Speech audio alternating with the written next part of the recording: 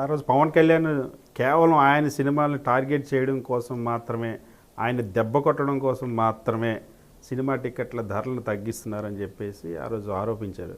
ఇవాళ ఆయన ఉన్న ప్రభుత్వమే దాని మీద సమీక్ష చేయాల్సిన పరిస్థితి వచ్చినట్టుంది. అంటే ఇది ఎట్లా ఉంటుందంటే అండి,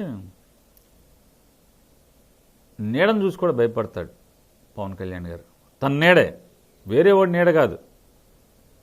తన నీడను చూసి ఎవడో వచ్చేసాడు నన్ను వేసేటాక అనుకుంటాడు ఆయన. రీసెంట్గా కోనసీమ వెళ్ళాడు.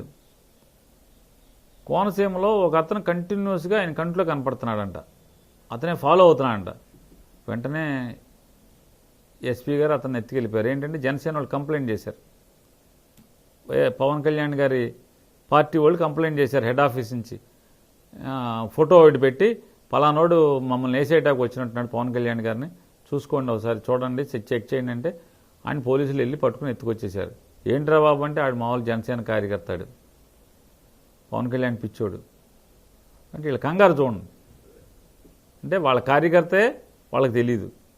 వాళ్ళ అంటే ఏదైనా నాకే జరుగుతుంది అనుకుంటాడు ఆయన. ఆయన అపోహలో ఉంటాడు.